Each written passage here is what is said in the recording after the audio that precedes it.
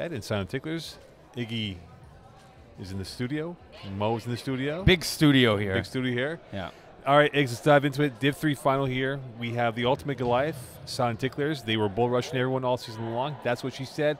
Methodical, but here they are for the finals. Yeah, led by a strong defense. That's going to be their calling card here if they want a championship in Division 3 is through the defense. 1 and 2, can they keep up with the Silent Ticklers offense in case their defense doesn't bail them out? Those are the two questions. So how important is it for this, that's what she said, offense, to really ball control and not give the Ticklers too many possessions, because we know how killer they are when the ball's in their hands? Yes, ball control definitely number 1, and number 2, getting a score on the first drive. If they get stopped and the Ticklers take a lead, that's almost game over here, because the Ticklers will be starting with the ball in the second half. A first drive score is critical for That's What She Said. All right, let's get down to the field level here as we get it for the first drive here between the Ticklers and That's What She Said. And That's What She Said. We'll start off the proceedings here. They scored 45 points only once. They're definitely gonna need 45 points or more in this one. And for the Ticklers, 11 times they scored 36-plus points here. So a lot of contractions right now here. We'll see what happens. It's his first attempt looking towards the left, middle pass, and that was in between Robert's, I beg your pardon, and the other Tickler player in number 48 in Beauchamp. So a second down coming up here for the Silent Ticklers. Yeah, safe play here. We saw the triple slants to the left. Mike Piercin, two-time champion already this season, open on the slant as a snapper. Leandre Etier tried to squeeze in that ball, a little overthrown down the middle of the field. Second and 10 here, base formation 4. That's What She Said. We talk about Phil Ferrand. He's occupying the width on the left side. He's watched by Tyson Copeland, who will babysit him the entire night. Second down, looking towards the middle, launching deep post. That is caught in stride and tackled by Copeland, caught by number 9 in Dagenet. He had 19 catches during the regular season, and a massive catch for him to start opening up his accounts. Yeah, a big play there down with the post down the middle of the field. What I saw there, you looked like a 4-1 defense with Jordan Panetta, but came crashing as soon as the ball was snapped. So Ticklers really hiding their defense right now from Leandre Etier, but nice read from Etier. And you talk about Tyson Copeland. He had 7 INTs during the regular season. It's now first and goal inside the 7-yard line. Etier's got a base with a burst to the right. Looking to the left, bounce to the right. Now buying time, taking off towards the end zone, stopping, flagging the play. And I think Etier knows that he has an illegal run. Yeah, illegal run there as the That's What She Said team offense were in the red zone. So, but still, what I saw there, that he has the capability to run. He has the ability to get out, jet with his legs. That should pose a problem for the Ticklers defense, because it's one more thing for them to cover. 2 minutes in, the caught in 2 minds was Leandre Etier, as he now looks to get this moving forward here. Of course, had 36 touchdowns, 11 INTs during the regular season. Second goal. Waiting, patient, back, now moving to the back corner, and that is deflected out of bounds, and that was intended for Guillaume Dagenet. And this will be now a third and goal coming up here for the That's What She Said. That is what she said. Now, the Ticklers, look, Ticklers going into this game, they are bigger, they are faster, they are stronger than the majority of the Division C opponents that they face. They man up a lot on all these Division 3 teams. Man there, look for another man here, and maybe potentially on fourth down.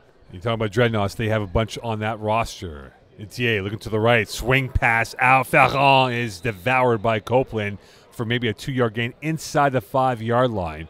And with 19:05 here, a 3-minute drive. So they've gone with the blueprint of that long-term drive.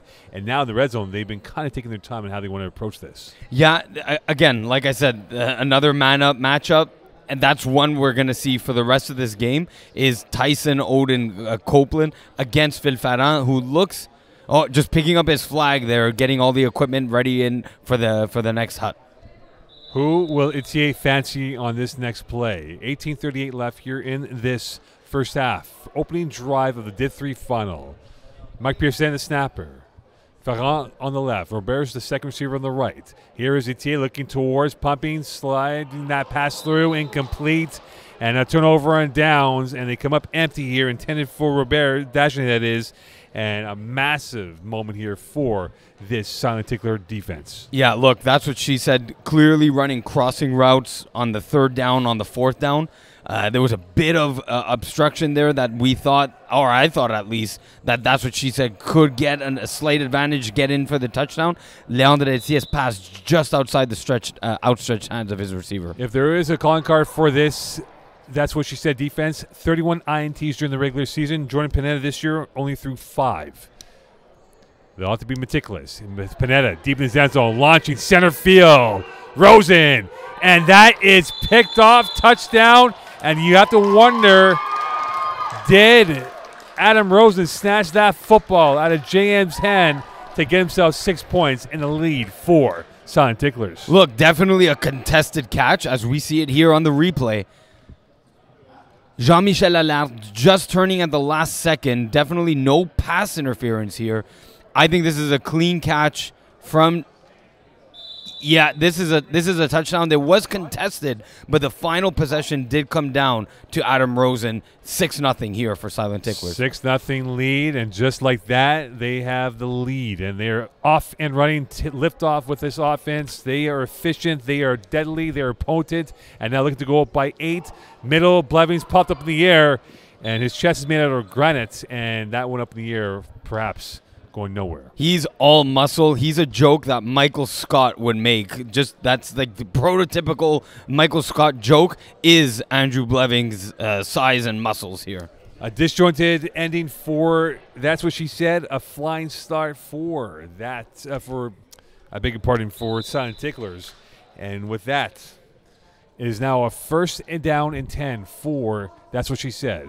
Etienne had a good start. Now they're trying to find himself an equalizer here, down by 6 with 16-16 left here in this first half. Looking towards the right, to the sidelines it goes, and that ball was sent towards Taschereau Boulevard, and that was intended for Beauchamp. 2nd and 10 coming up. Maybe some little finals jitters, perhaps, from Leandre Etienne. That's a couple passes, the last 2, that are just not on target, right? He had a 7-yard hook on the sideline that really within 5 yards, or 3 yards, there was no defender. Just really inaccurate ball there. We'll have to play with plenty of dare and panache in this game here if they want to get back down by 6. 15:44 left in this first half. Etienne looking towards the left. Going down the deep left sideline. Farran open. 1 step up ahead. Incomplete. Copeland on the coverage as he shot him step for step down the left sideline. Yeah, absolutely no inch given to Phil Farran. Phil Farran, one of the best receivers in FPF. Like I said earlier, Copeland versus Farran is going to be a matchup that wins or loses the game for either team. Under the lights here at Brossard, Quebec, the Div 3 finals between the Silent Ticklers, and that's what she said. The Ticklers are a team that has definitely surprised a few along the way here in terms of what they've done in terms of the offensive output, and for that's what she said. A team that no one thought would be here, but here they are in the finals. Etienne jabbing, rolling to the right, going to the sidelines again, and that might have been out of bounds, and it was caught by Roberge. And that will Beauchamp, that is a big part, and that will be a 2nd down. But let's see the replay on that. And yeah, questionable call here. I thought the foot of the receiver here was out of bounds. As we see it here, the replay. Right there. No, I think he's good actually. If you look at the left foot, we would need a zoomed in version of that to make a determined call. Look, the Tara making the call as we set up here. And it's 3rd and short. Pearson's first catch. Around he goes. Down the gut he comes. And a 6-6 game between. That's what she said in Silent Ticklers. Mike Pearson opens up his account during the regular season this year. 7 touchdowns on 40 catches. Oh, baby, Mike Pearson dipping his way to the end zone as we see it here. Jordan Pineda really aggressive. Mike Pearson able to elude the tackle and absolute beautiful dip move as we see it on the backside angle here. Mike Pearson takes it to the house. 6-6 tie game. That was the slowest touchdown run I've seen from Mike Pearson. For this to be a 7-6 lead, they got it.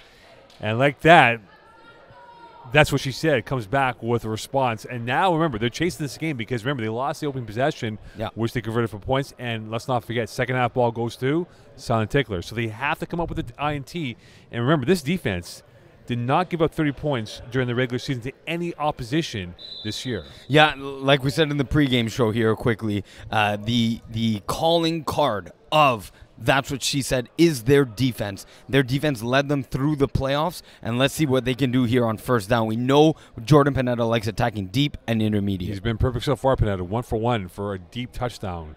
And now trying to add more assault to this defense. Deep. And that is caught up ahead, flagging the play. Down the near side it goes. Alak in on the tackle, and Taki with the catch. Only had 6 during the regular season, targeted 11 times.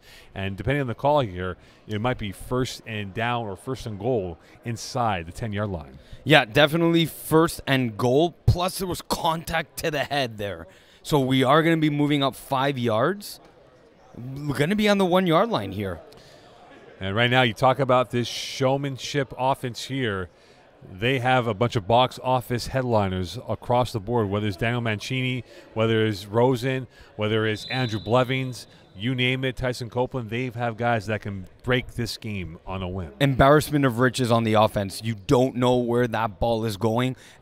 2 plays, 79 yards of offense. That is the quick strike offense of Silent Ticklers. Could he go 3 for 3, Jordan Pineda, on the first 2 strives? Short pass, Blevins, touchdown, and just like that, it is now a 12-7 lead, pending the extra point. Do you go for 1 or 2? The Silent Ticklers always go for 2. That's what they're more comfortable with.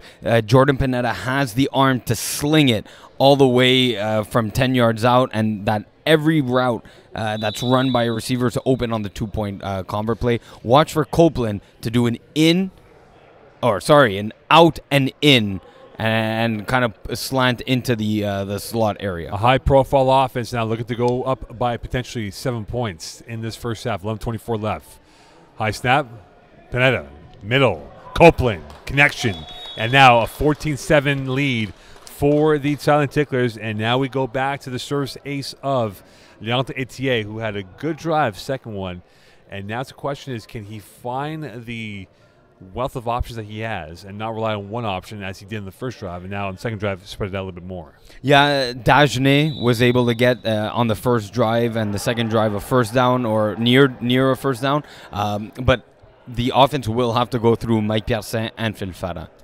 Base formation again, 10:45 left in this first half. Middle, and that might have been intended for Roberge, if not for Dagenet. I'm not sure who that was for, but miscommunication with where they were positioned on the field. Yeah, the route concepts weren't at a deep enough level, right? You had a crossing route coming in from the right side at about 7 yards, and you had a crossing route from the left side coming in at about 5 yards. There's only 2-yard separation there.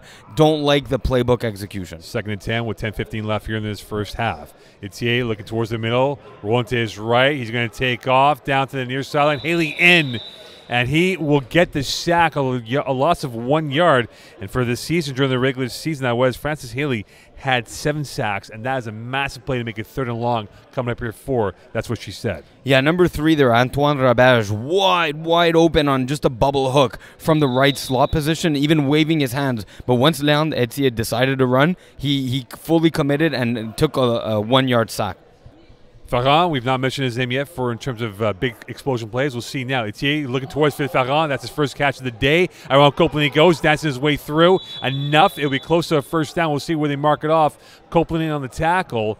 And this will be a first down as they move the sticks just shy of the midfield stripe with 9:22 left in this first half. If at least on the first drive that they didn't score, at least what they did on the first and second drive is at least make sure that Copeland is always aware of Phil Farran going deep. You can now attack the 7 comebacks. It's down to Pearson on the right side, and right there is Mancini in on the tackle. 9 to go in this first half. Your 14-7 lead, and that's Mancini's first catch. A big part, and that's Pearson's second catch of the day, Mancini's first tackle of the evening.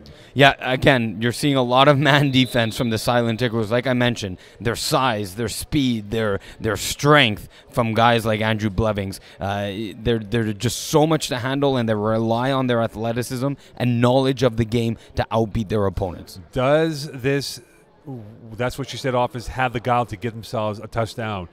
Over the middle, Ferron dancing his way around Burrell. One man to beat, and Rosen will force him out just inside the red zone territory, flagging the play, and that will add a few more yards to the real estate total. And this might be literally at the borderline from them scoring a touchdown. Yeah, look, absolutely zero attempt to the flag here as we see it on the replay. It wasn't malicious in any way, but there was zero attempt at the flag. Yes, there was a force out and a push out to the sideline. It's fine if you at least make an attempt for the flag. It was clearly a shove or a push out of bounds that will get called every single time. The power play of the offense formation is on the left side with Ferrand on the wide, Dagenet on the inside. Pearson the snapper, Robert's the right slot back. Here's Etier looking towards the back end zone, and that was going high and was too high for the intended target in Dagenet. Yeah. Look, what I'm seeing here from the Ticklers defense, when they're in the red zone, even at the 1 yard line, they're going in a man defense. This, you have to pick on the weakest defender, which on the silent Ticklers team is Tanner Burrell. So you need to absolutely attack that with Robert. I'm going to tell him that afterwards. He's the worst defender on the team, and he'll admit it too. We'll see if he can dilute the hopes of That's What She Said. Etier pumping. Middle. Robert's easy catch. Touchdown. 14-13 lead. 7 to go. You go for 1 or 2 to kind of give yourself a little bit of momentum with this next extra point attempt. Look, they're going for 1. I'm okay with it. They need to go with what they're most comfortable with here. So if they're more comfortable with 1, not a problem. Get the score to a tie, and it's not late enough in the game yet to make a decision where you're forced to go for 2. I'm okay with the 1 point decision. So a 1 point attempt here to tie it up and restore the parity in this game here. 6:35 left in this first half. It feels like it's a gulf between these two teams, but right now it could be within finger touch of where they want to be. Right corner, acrobatic and emphatic on that play. Dagenet makes it a 14-14 game. But you know, for Pineda right now, he's had 3 passing attempts, 3 for 3, 2 touchdowns, and now 14-14 game. Look, if I'm the Ticklers, and I'm not, but they like going deep. I'd be more conservative with this, chew out the clock, because if you score quickly and you give, That's What She Said, 4 minutes and 5 plays, I'm telling my guys, as in the That's What She Said offensive huddle, that this is the last offensive drive of the half. So if I'm the Silent Ticklers, drive methodically here. I think for the state of defending forward, That's What She Said, have an incompletion first, then we can start figuring out what they want to do on defense here.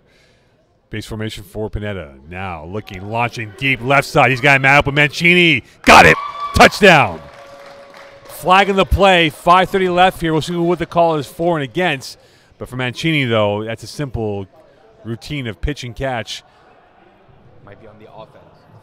Looks like this flag is on the offense. Could be rusher interference here on Julien Paiement, against Julien Paiement. And it will be indeed going against this offense. And it would have been 4 for 4 and 3 touchdown passes. And I think that QBR would have been through the roof beyond Brassard. Not through the roof. It would have been at the ceiling at 158.3, where it's probably at right now. And, they might go for a challenge here. I like this. I like it. But I don't like it. Like I said, they go and score way too quickly. They're giving the ability for That's What She Said to get the final drive here. Now let's see what the challenge is going to be here. Let's see what this is all about. Is it right there? Mike Pearson is the halfback on the left of your screen, right, going up against receiver, but they're going to opt to not go for the challenge here. So that will not be the case to be. And now they'll move him back at the 5-yard line. And here he is, Jordan Pineda. He's so far 3 for 3 with 2 touchdown passes. Pineda, not afraid, going towards Mancini down the near sidelines. And he's taken out this time by Beauchamp for about a 7 to 8 yard gain. It'll be second down coming up. Yeah, so now the fact that they've been attacking deep so often and just attack deep with Mancini, now a 8-yard hook on the sideline was there because they're giving that cushion. They don't want to get beat again. I would have known that, or I would have communicated that to my defense, saying, hey, Mancini just ran 50 yards down the sideline. If he scores again, and like, he's probably a little winded, so like if he drives down the field, he's will not be as fast as the first time. The poison elegance so far from Pineda's offense is look second to none in this game. 3:52 left in this first half. Pineda left side, Mancini will get that ball. Robert's in on a tackle, enough for a first down, And you're right, Iggy. We're starting to see this team slow it down and not give their defense too much time on the field because you don't want to fatigue them playing both ways at such a high clip. Yeah, exactly. The Silent Ticklers just are rolling with they have 9 guys, so they do have enough subs here maybe to get a breath in, but definitely they are methodically driving the field now. 3:24 left here in this first half. Blevins the snapper. We talk about Tyson Copeland. He's occupying the width on the right side of the formation. Rosen, the second receiver, to the left. He's watched closely this time by Beauchamp. Pineda, perfect so far. Going deep, and that will come to an end. Intended for Mancini. Ferrand in on the coverage as he tried to browse his way towards Mancini's side, but Phil Ferrand has the high IQ and played that very well. Yeah. As soon as I noticed that Phil Ferrand was playing on the right side, I had a clue that there was probably playing a man defense. Phil Ferrand going against the deep threat of Mancini there. That does perhaps, though, leave Tyson Otis Copeland vulnerable on the left side of the vantage point. A small victory here for, that's what she said, first incompletion for the Silent Ticklers. So you have to work small steps if you're that defense. 2:30 left in this first half, 14-14 game. Alec now moving towards the right of the formation. Back to center field he goes. Cross. That is caught up ahead. Tackled by Ferrand. Caught this time by Intaki. Again, 2 catches right to his name. And you've seen Pineda use the wealth of his options on the football field. Yeah, that's what one of the things we were saying is that they have an embarrassment of riches at receiver. Anyone can make a play here. It looked like on that tackle by Phil Ferrand that he got a bit kind of Charlie horsed. So we'll see if that just impacts him for the next play. South of 2 in this first half. And it has been a unique start here. I mean, you talk about this Silent Tickler team. They've been explosive so far, and they've shown their wealth of that. And now we're seeing how this plays out for That's What She Said. Can they come up with a stop here on defense? 1:44 left. Pineda towards the right side. Copeland skying up there. Pierre Saint in on the tackle. And just inside the 5-yard line. We'll see if they mark it off officially with 1:31 left in this first half. Yeah, actually just outside the 5-yard line. I apologize. My eyes failing me as usual. Around the 6 or 7 yard line, and they are now in the red zone, so no running ability for Jordan Pineda. Let's see what he likes to attack in the red zone. Probably, my best guess, have someone a short hook and a deep corner. Let's see if that's the case. We talk about contrasting emotions here. We talk about the high-octane offense against the stifling defense of That's What She Said. And can they spoil this drive with a minute left before 5 plays? Blevins snapping it. Over the middle, flag, 2 flags. Mancini was impeded by Phil Ferrand, and Ferrand knows that's going to go against him with 48 seconds left. Yeah, as we see it here on the replay, Phil Ferrand just twisting enough that shoulder. Yeah, the outside shoulder of Mancini just twists him. Maybe Mancini sells it a bit, but honestly, this is a clear penalty that the refs are going to call every single time. We do have now the Silent Ticklers on the 1-yard line, first down. Now the scene of the crime, as Iggy made the point before, they're on the 1, and their currency is touchdowns. And if they hit a 3rd touchdown here before halftime, remember, they do get the ball to start the second half, and they are playing the clock, and they probably will look for the opportunity to play in plays. And you talk about Pineda, he knows it as he goes through trips right for the first time today. Copeland on the far wide side, Rosen the third receiver to the inside. Attacking to the second option. Mancini knocked over, and Pineda trying to find the targeted player in Rosen. Rosen was the guy that was impeded on the back line. Mancini was slanting in, and now it will be second down, and this will be 5 plays coming up. Yeah, he was just throwing that away because Adam Rosen did end up falling in the back of the end zone and towards the middle of the end zone. He just threw that away. Honestly, you throw this one to the ground too. You kill a play here because the That's What She Said offense would much rather have 5 plays to score than 4. So this one to me, and maybe Pineda doesn't do it, but I throw this to the ground and try and score on 3rd and 4th down. And right now, you have to wonder, can That's What She Said not be guilty of ball watching if Pineda catches them bamboozle and asleep on the formation right now? Watch Blevins. Blevins snaps it, going to the left side. Touchdown, Andrew Blevins, as the psychic Iggy Valdez-Massanello making that call. 20-14 lead here inside 5 plays, pending the extra point. And now the pressure goes on this offense for That's What She Said because they won't get the ball to start the second half here. They need to score before we hit the expiration of the first half. It's a must-score situation for That's What She Said because of the context where the Silent Ticklers start the ball in the second half. This is what we mentioned, is that if the That's What She Said defense isn't able to make the stops, the offense is going to have to go score for score. 2-point convert coming up here to perhaps go up by 8. Pineda, one-step drop. Launching middle, Mancini. And he uses the GPS. And you have to wonder how that is not going to be called the flag OC here at Mancini as he flexed his 24-inch biceps. And both referees did not see it, as we'll see now in the replay. And at the end, you see right there towards Pierre, and a bit of a questionable non-call.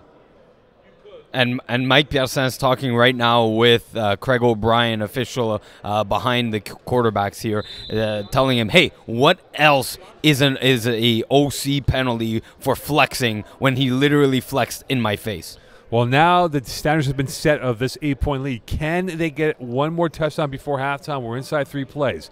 Etier looking towards the middle. Pierce up the gut of the heart of the Ticklers defense and tackled by Tanner Burrell. And this will be second down and about 3 coming up here for this offense. Yeah, now look, if there's one person that you don't want to get fired up on this That's What She Said team, it's Mike Pierson. He'll definitely remember it throughout the rest of this game, and watch for him to be a huge contributor on this drive. 22-14 lead. We're now at 2 plays left in this first half. Base formation for the What She Said offense here. Allard is the wide out to the left, watched by Tyson Copeland. Etier going deep middle into the far side, and that ball had a one-hopper that sunk a little too low for Guillaume Dagenet.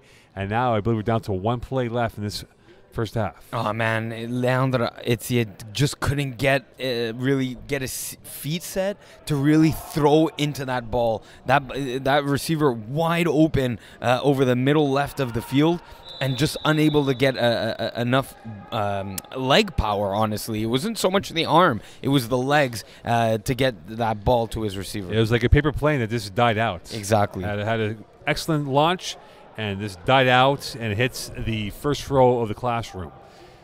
Last play of the first half, early movement by Haley. Etier has a free play down the far sideline, picked off. Mancini, away he goes, 1 player to beat, and he goes around Etier, and he will be stopped by Pierson, who goes into the hockey post, and he's slow to get up. Oh, Mike Pierson going all out to make sure that there was no pick six there. He's hobbling here. And they might have to move the hockey nets away from there, but I believe now there is 1 play left, so I beg your pardon. Hockey nets. And now it would be the last play of this first half here. So with that, a 22-14 lead could end up being a 2-score game before halftime hits and the ball back to the Ticklers. And again, look, now the fact that Andrew Blevins has 2 one-yard touchdowns, look for Pineda to pump Andrew Blevins and then perhaps hit a backside post or a slot side post from his left as Jean-Michel Allard will move out from the 3 spot and undercut Andrew Blevins. The end zone has been the postal code for this Ticklers offense so far in this first half. They go up by 2 scores. Pressure from Paymal. And Copeland cannot get that.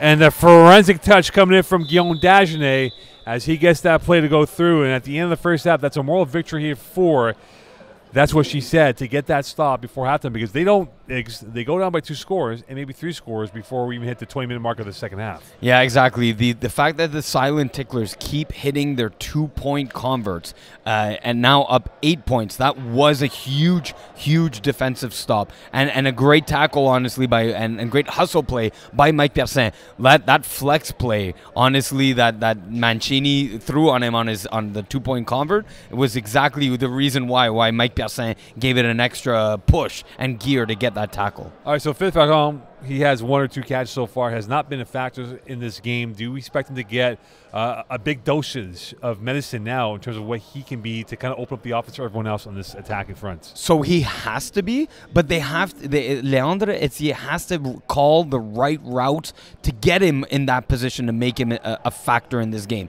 I'm telling you, fine, take maybe one more shot deep. But if there's that 5 to 7 yard cushion that Copeland's giving him, those 7-yard comebacks, the 7 in routes, those are going to be the ones that get Phil Ferrand more involved on this offense. Roberge, for that's what she said, has been irrelevant so far. And he's their go-to guy wanting to get 10 yards in. Yeah. How important will he be? Because he could be a size mismatch. You talk about the Dreadnoughts on Ticklers. He's a guy that equals in size, strength, and height with what he brings on the field. Yeah, he matches it, and he's perfectly positioned. And we've seen the silent Ticklers very much playing a man defense about 70% of the time when they're in the red zone. That's the matchup you want. It's Roberge against Tanner Burrell. And for the Ticklers now, there's not much you can change because you think about Pineda, he was 3 for 3, could have been 4 for 4 and 3 touchdowns. Yeah.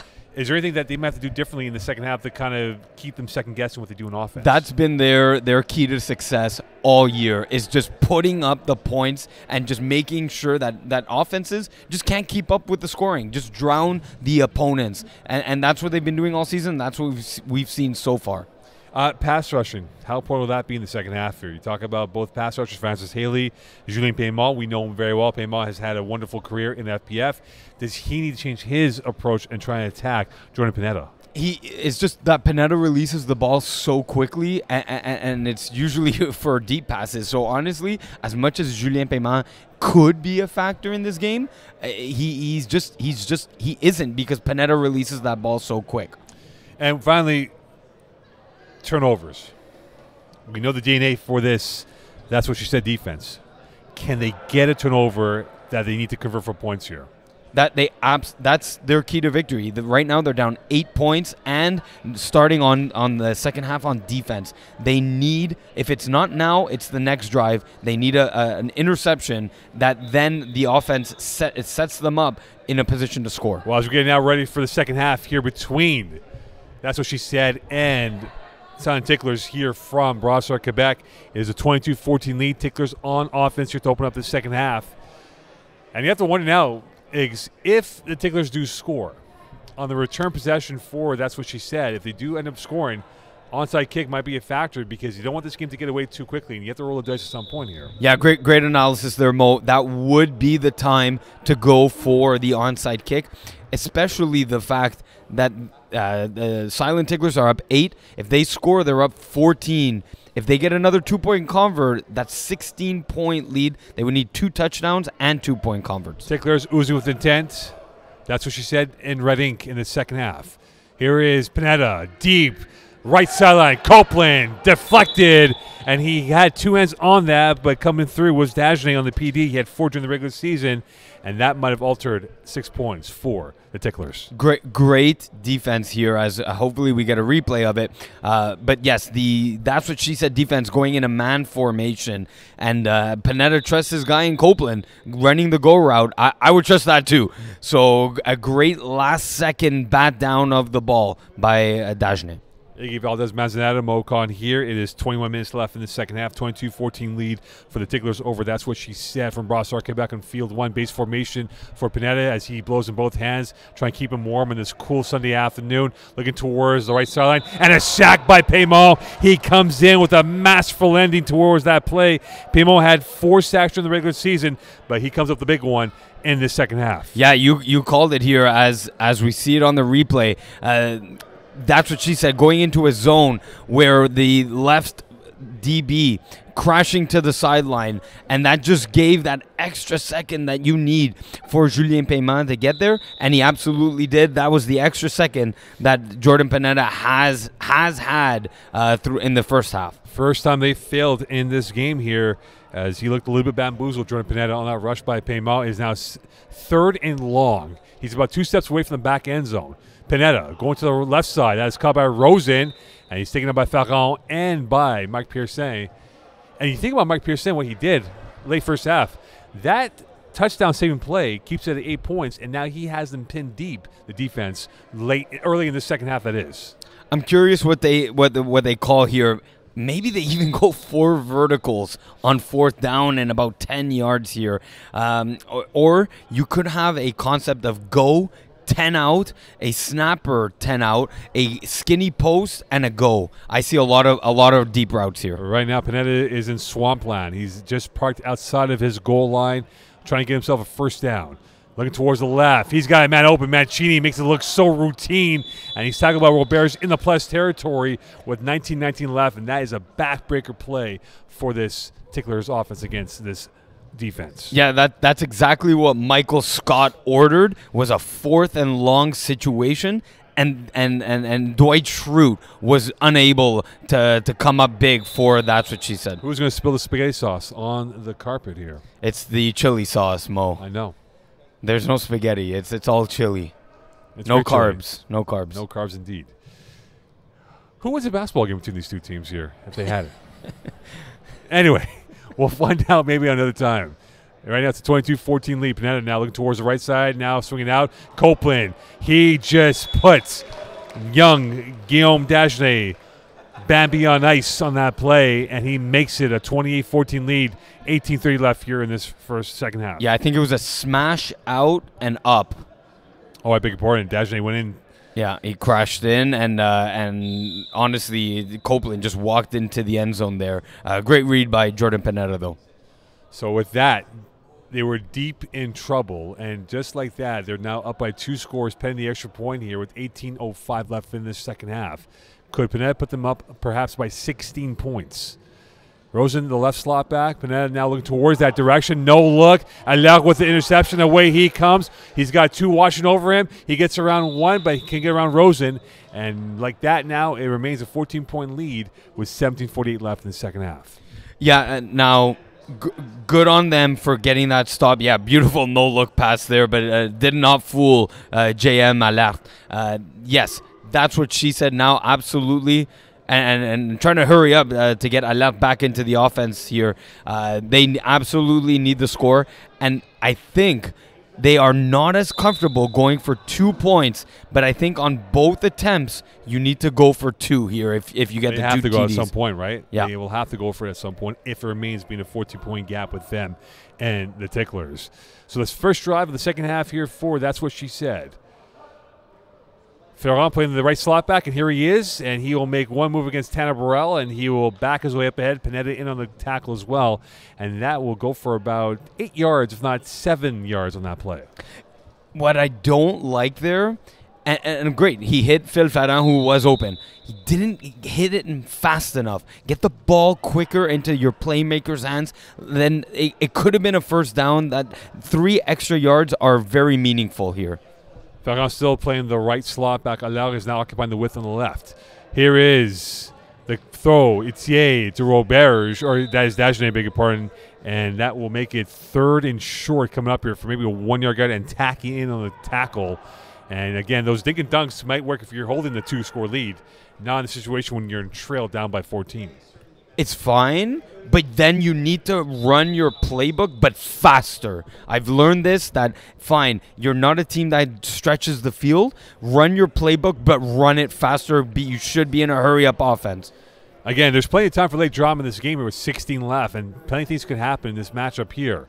Here's Itier pumping. He had Ferrand open, now whipping that ball in traffic, and that was almost picked up by Rosen, injured player on the field. That's Allard, who's down on the ground on the back line of the end zone. But you look at the replay, if we get that right now, Itier pumped right there, and that's where he froze, and that's where he lost the play. Yeah, throwing off his back foot, and Tanner Burrell actually getting his hands on the ball. And honestly, the receiver playing Dagenet, playing DB there, making sure that there's no interception. Well, the ability now is they have to abandon the element of caution here and perhaps come up with an attack-minded front now with them having about 15-15 left in the second half. Base formation again for ETA.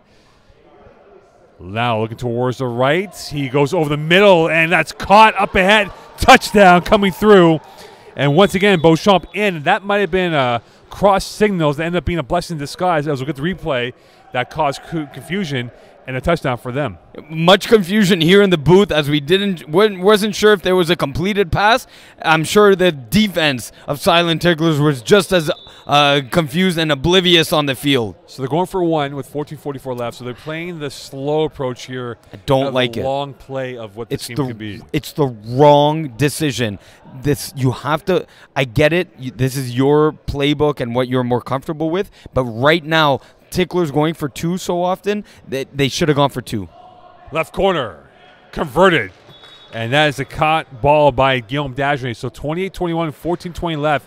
And now this might be the drive of this championship game here for either side. Because if Pineda does score, it might be far too much for them to catch up down by 2 scores. No, because of the onside kick. But, yes, it is a huge drive. And I don't care if you got the 1 point. It doesn't matter. It's silent ticklers always converting on their 2-point plays where it forces, that's what she said, you have to go for 2. 13 intriguing minutes left here. A 1-score game. Could Pineda put it back up with an insurance policy of a second touchdown gap between them? And that's what she said. To the right side it goes. Copeland. And Etier. Copeland. Etier actually had the tackle. So a very slow reaction from Etier as he didn't really get up to show that it was a tackle. And you know what? That's a very smart play by Copeland. This is killing another 10 seconds off the clock and making sure, if I'm Leandre Etier, I go to the ref and say, hey, blow the whistle because I have the flag. Only you think of things like that here, Eggy. You have to. This is game management in FPF. Every second matters. You should be an offensive analyst from the booth over here with the headset, telling it to the earpiece of Jordan. Hey, I called the Andrew Blevins touchdown there. You definitely did. Easy in the eye has been this silent tickler offense so far. Edgy in nerves 4.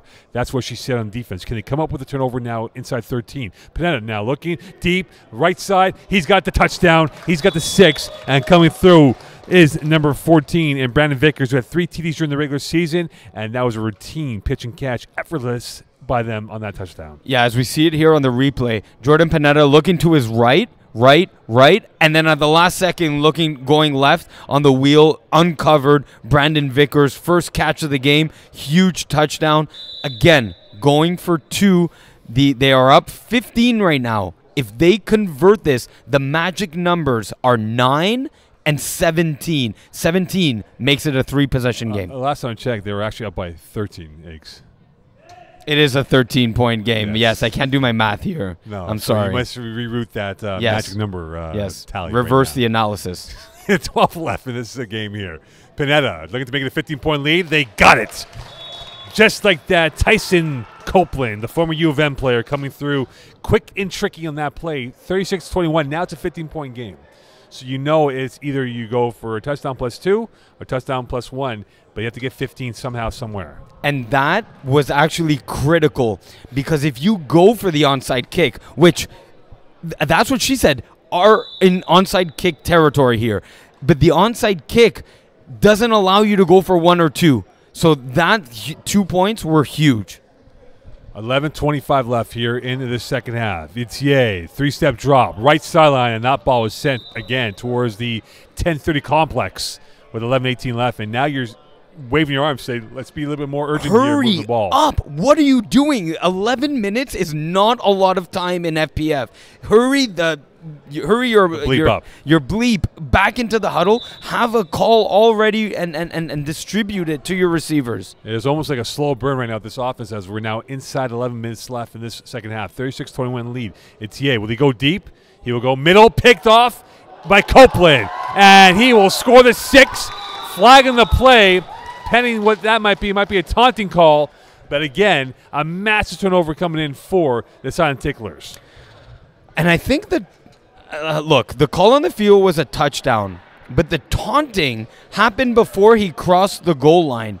It's possible that they take the 6 points off the board, down at the 1 because of the spot foul, and move back 10. Now, the referees are discussing with both teams to make sure. I think he got 10 plays OC on that because he's going off, and they're bringing in now Antaki in for the replacement. So bad news is Antaki is in, but Copeland's out because of the OC call.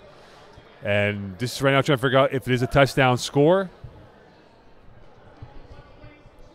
Yeah, so it's a touchdown on the play. They're going for 1 from the 15-yard line. So right now it is a 3-score game. Clock is rolling, which is beneficial for the Ticklers. They might do the trade-off here with them having up by the luxury of 3 scores, the insurance policy in place, add a little bit more gloss to it. And for this, that's what she said, team here, they are seeing their season evaporate second by second as we approach 9 minutes left in this game. Yeah, up 21. The time is more important. I drop everyone back and kill a minute of clock. Pineda will not do so. Second quarterback there. Here's Blevins. He's got plenty of space here. Nowhere to look, nowhere to run. He's going to kill time. And now they're going to a 2-on-1 here. Back and forth they go, killing more seconds. They are going to approach 9 seconds left here. Ferran now comes out of his position, looking, and now it is Pineda. They killed literally 14 seconds off the clock. But that's exactly what I said. But you should have dropped every single receiver back, and that therefore you could have burned 30 seconds off the clock. Just have passing back and back and back and back and moving up. And you saw that's what she said. Defense didn't react. They stayed there, leaving Julien Paiement alone instead of finally Phil Ferran finally rushed Andrew Blevins. Now a tonic will be needed here for this offense, for that's what she said. It is a trips left. Pierre now is playing the slot third receiver on the left of the formation with now Paiement the snapper. Here is Etienne deep, caught in traffic right there inside the plus territory is Dagenet, and you have to wonder if maybe he's gone 2 for 1 on plays called in the huddle for the price of 1. Yeah, they should have had 2 plays ready there, but finally showing some urgency here, but not enough. Like, they should be on the line already. What are you guys doing? Come on. It's a slow Sunday today. It's raining outside. Oh, yeah. It's cool inside, and now they go back to the base formation. It's looking towards the left, rolling to the right, now taking off, leading, looking, cross-body traffic, caught up ahead by Beauchamp, and this will be inside the 10-yard line again of the Ticklers defense. Go, call your next play, and from a receiver standpoint there, make a move, dip, spin, do something. Don't just give your side flags up like that. Make a play. 7:18 left. As we are now inching towards the conclusion of this game here, 3-score lead. Etienne pumping, jabbing, middle, incomplete, intended for Dagenet, deflected by Rosen. And now they'll have to go back in the huddle and kill more seconds. By the time they get the next play, probably be 6:50 left in this game. Yeah, exactly. Like, it's frustrating to watch from here, but you got to hurry up. 1 and 2, silent Ticklers in the red zone are playing exclusively man. Run double moves, triple moves, and play the weakest defender. 6:45 left here in this ball game. Etienne has to get a score now. Back line, touchdown. Got in by Dagenet, and that was a play of instincts by him. And now they're going to go for the 2-point onside kick here, as opposed to 2-point convert. Timeout call. 6:34 left here, and this probably is the last chance saloon for them, because if they don't hit it now, this game's all but done. Yeah. And finally, for the first time, they don't play man, they score a touchdown. So maybe Ticklers should stick to the man here. I get it that they want to show a different look, but the man's working for them. The crossing routes, they're just faster and right on the tails of that's what she said, receivers. Maybe they should stick the man. And for here, yes, Mo, this is the game. The game can either shift in momentum for that's what she said, or absolutely put the dagger in the hearts of Michael Scott. The artistic prowess right now for Leandre Etienne has to be on point. Almost a priceless picture he must paint on this next play. 6:34 left in this ball game. Whistle in. Craig O'Brien, the head referee, as he now will veer towards the sideline on the blue side of the turf. It is going to be a base formation here for that's what she said. Dagenet along with Ferran on the left side. Piercin is a right slot back, number 2 on that formation. Here is Etienne looking, loading, deep ball. Piercin's got it, and he is first down. He got it. Converted. Huge. Adam Rosen's holding his he can't believe it, and Jordan Pineda is arguing the call. But he's not going to get it. So they still have one time on the back pocket here. If we're playing the mathematics advancement here, if they do score, hit the 2-point convert, they would be down by 7, which could be the play right now with 6 to go here in this ball game. And now a whistle, and this will be a challenge coming up for the silent ticklers. And Mike Piercen's just noting that the clock's still running. They might put it back. Right now, it officially says 5:56. They're probably going to put it back to like 5:58 or 5:59. And that was crafted and created on that play to Piercin. And here's a replay, and we'll see if this is going to be on the line or just short. It's going to be hard because we don't have an actual line. There is a blue dot, however, on the middle of the field. It's all going to be about where the tackle was made.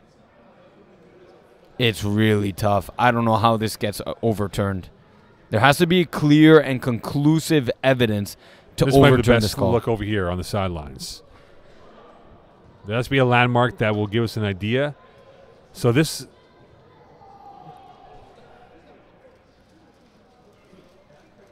So Piercin's right there, but the white circle dot for the soccer field might be the landmark, and that might give us an idea where you see it in a blur coming up right here. Right there is the landmark, and then Piercin's, I think, past it, where he's lined up with where the ball is compared to the white circle. Yeah, we kind of lose that white circle angle once the camera angle goes more towards the curtain shot. We do actually have a shot of the players where there's an opening in the middle of the field. That could be a reference point that we look might to. use Keyshawn Thompson as the determining factor on that play. There's not that look. From my vantage point, there's not enough evidence to overturn this call. So the call on the field is going to stand. That's what she said offense is going to stay. Call 3 plays now in the huddle. There's all this time. So it's converted. So the challenge is unsuccessful for the Ticklers, and now a lifeline has been presented to, that's what she said, 6:03 left in this ball game. Yeah, exactly. They put those few seconds back on the clock. Huge. And hopefully here, the silent tick, that's what she said offense, who have now put Julien Paiement at the snapper position. Piercin applying a little bit more of a spice from the slot back position. Right sideline. That is caught. Flagging the play. Knee from Rosen towards the ribcage of Beauchamp. And that might add a few more yards. And now you have to be a little bit more edgier with your play call and be more FedEx in terms of what they want to be. Yeah, they're finally now going much quicker on the line. And yeah, Adam Rosen just should have let up a bit more and didn't. Could they hit the score now? Give him a bit of cushion here. Piercin, double catch. And he's taken out by Panetta. And again, they're working quick. And you saw Panetta with a little cheeky move, putting the flag down to kind of offset his course back to the huddle. Yeah, absolutely. Like I said, every advantage you can get and kill an extra few seconds, you do it. I run here right now a post, wheel, slide right concept from the snapper. Base formation again, Ferrand, now the left wide out. It is going to be Dagenet, the left slot back. Etier, Ferrand through his hands. Mancini in on the coverage south of 5 left in this ballgame. So again, now we're in the red zone. Silent Ticklers playing man. 2 things I run, especially given that last play, was a comeback from Phil Ferrand. You run a comeback and go, or you run a corner comeback from the slot with Phil Ferrand dragging underneath. What will be the call here? 4:35 left. Etier rolling, flagging the play. Piercin, touchdown, pending the call. This might be rusher interference. Oh, no, this is going against Ticklers. Offside. And now this makes it a 42-33 lead. Pending the extra point, you go for 1 or 2 with 4:21 left in this ballgame. So you're down 8. You need to go for 2, but they're going to go for 1 because that's what they're more down 9, actually. Ooh, 42-33. Yes, down 9. So, yeah, they're going for 2 here. Do you drop a second quarterback? If you're comfortable with it. Look, Leandre Etier has the arm for it, so I say no. Again, slow out of the huddle here. They must be a little bit more urgent with what they want to do with this overnight shipping process. Etier, 2-step drop, middle, caught. It is now a 1-score game, 3:44 left. The edge to Jeopardy back in this game here, and now that's what she said defense. 31 INTs during the regular season. Can they dial up that card and get themselves that big pivotal INT?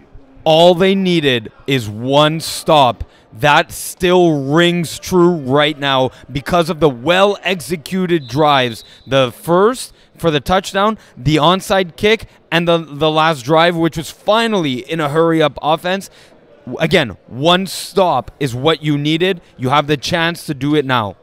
Jordan Pineda, the master of the late touchdown here. Could he put the soul of That's What She Said to bed? Could he tighten up the screw here with a 7-point lead? 3 minutes left in this ball game. Pineda going deep right. Copeland, he's going to come up short. That ball went through his hands. And now with 2:50 left in this ball game, Copeland could have put the dagger in the hearts. That's What She Said. Exactly. As Copeland comes back in from his objectionable conduct penalty, honestly, Mo, that kind of gave That's What She Said a bit of life to get back into the game instead of after his pick six, where this could have been ice. That gave a bit of momentum to That's What She Said. 2:25 left here in this ball game. 2nd and 10 coming up for the Ticklers offense. The power is on the left of the formation. Mancini and Rosen on that side. Pineda looking towards that side. Mancini's got it. Ferron, and that'll be short of a first down. Will be 3rd and short coming up here.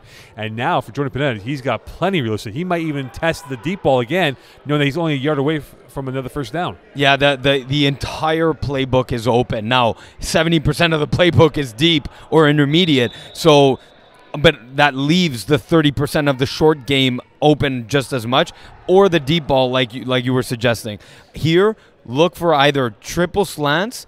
I'm calling triple slants here, and if they don't convert, triple slants with the wheel on 4th. 2 plays could determine this fate of this game here. Allard now move towards Blevins. Man-to-man look. Pineda has got a man, and that is short and tacky. Had Pearson beat to the punch, and that ball just died out at the end of that throw. Not so much died down, which it did. It was inaccurate. That ball was there was a trailing defender 1 to 2 yards, and if he just gets it there, it's a first down, and this game's over. So That's What She Said defense need to take advantage of a missed pass from Jordan Pineda. And now it is the ball game here. A minute before 5 plays.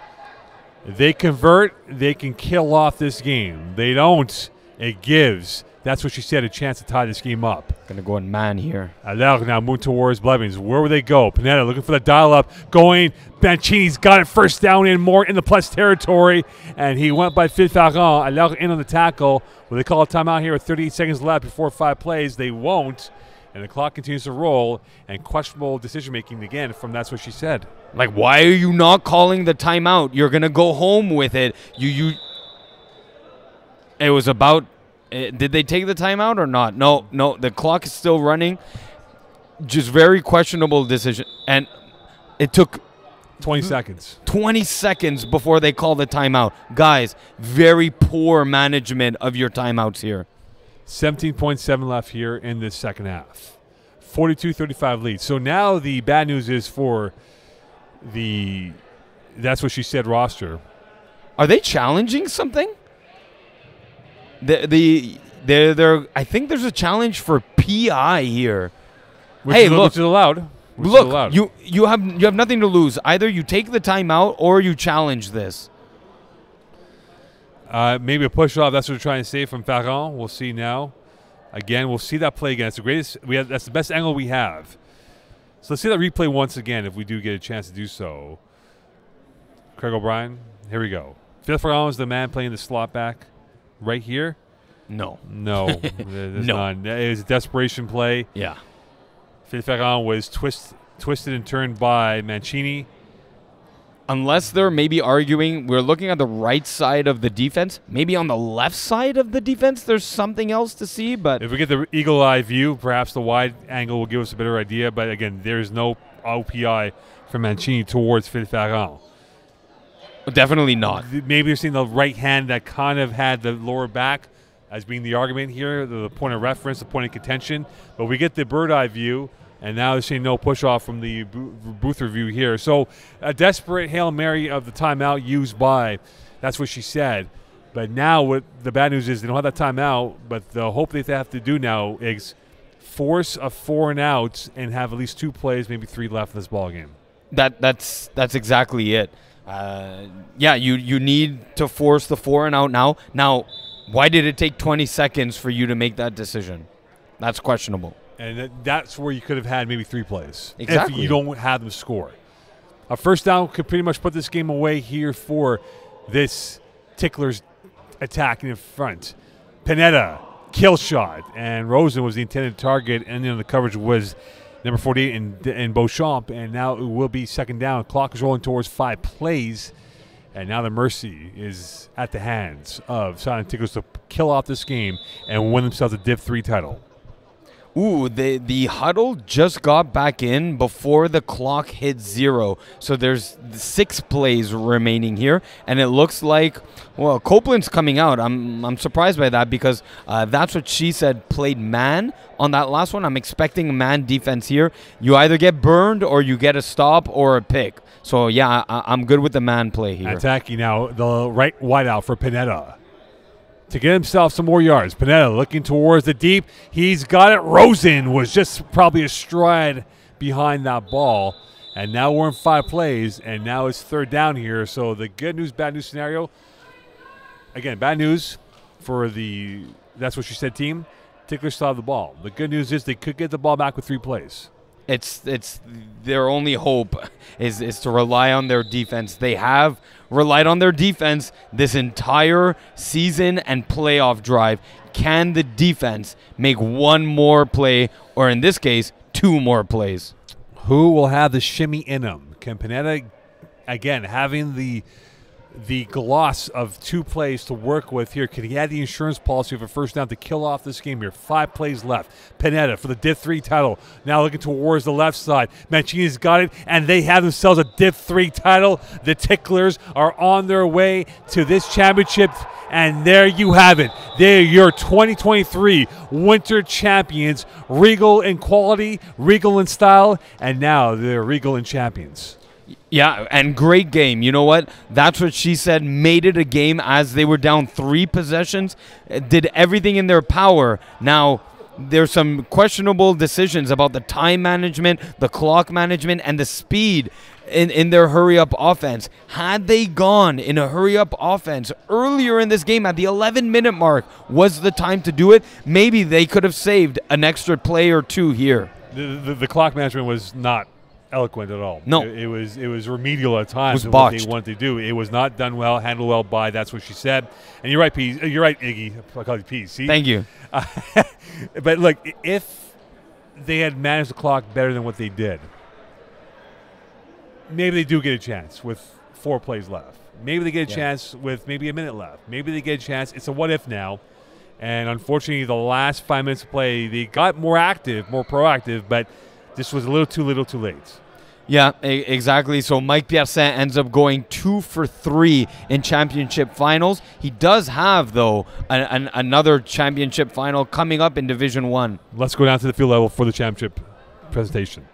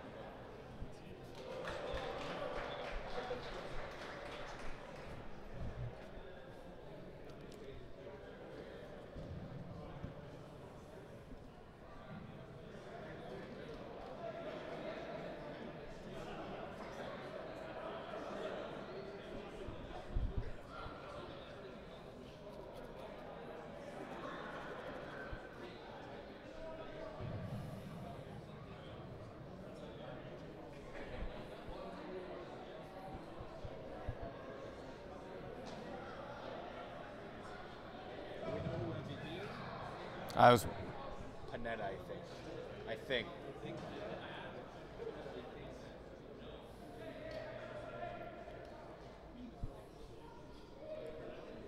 The berries. Panetta, no? I think.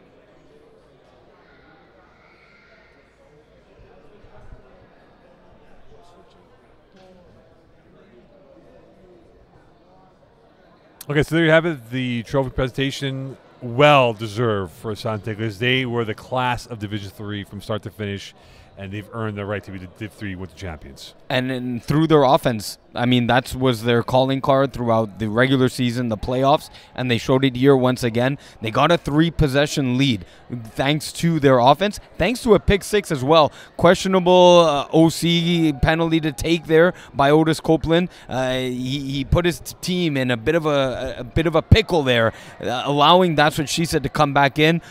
Like we said, botched use of the timeouts, game management, clock management was ultimately the unfold, and not getting the stop when they needed. They needed one stop, never got it. Death blow for That's What She Said. The clock management, as you made before, was not that great, and the Ticklers are your Div 3 Winter Champions. Iggy, great job by you, and a better job by the Ticklers as they win the winter title for 2023. We can't wait to see these two teams go at it again, perhaps down the road, spring season, fall cup, or next winter. We'll find out. On behalf of Iggy and the entire staff and crew, wish you a great winter season ending. We'll speak to you soon. Bye for now.